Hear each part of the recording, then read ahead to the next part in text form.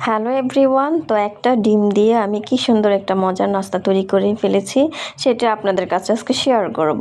তো প্রথমে আমি একটা ডিম নিলাম আর 2 চামচ চিনি দিলাম, স্বাদ মতো লবণ দিয়ে মিক্স করে নিলাম। আর আটা দিয়ে এই মজার নাস্তাটা তৈরি করেছি। আর একটা ডো বানিয়ে ফেললাম। আর মাঝখান দিয়ে আমার ভিডিওটা একটু ডিলিট হয়ে গিয়েছে, ওটা আমি দেখাতে পারলাম না। তারপরে হাত দিয়ে গোল গোল করে ছুরি দিয়ে ডিজাইন করে নিলাম। আর এই পিঠাটা খেতে এত মজা, মচমচে একদম আর লোভনীয়। তো আমি সব কয়টা পিঠা তেলে ভেজে নিয়েছি। আর আজকে কেন যেন ভয়েস দিতে বারবার আমার আটকে আটকে আসে, বুঝি না কী জন্য।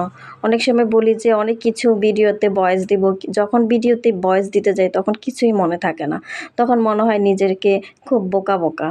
তো আমার ওই পিঠ ভাজা হয়ে গেছে, পরে আমি এটাকে উল্টিয়ে দেব। আর এই পিঠাটা সকালে বা সন্ধ্যা যে কোনো সময় আপনারা বাচ্চাদেরকে বানিয়ে খাওয়াতে পারবেন খুব সহজভাবে, ঝামেলা ছাড়াই। তো সব কয়টা পিঠা আমার ভাজা হয়ে গিয়েছে। আর সাথে যদি 1 কাপ চা না হয় তাহলে তো সন্ধ্যার আড্ডাটা জমে না। চা পাতা আর চিনি একসাথে এটাকে আমি আগে জাল দিয়ে নিয়েছি, তারপরে তরল করে রেখেছি, তরল দুধটা আমি দিয়ে দিলাম ঢেলে। আর এই চাটা খেতে এত মজা, খুবই দারুণ চাটা হয়েছে। আর সাথে তো মজার নাস্তা।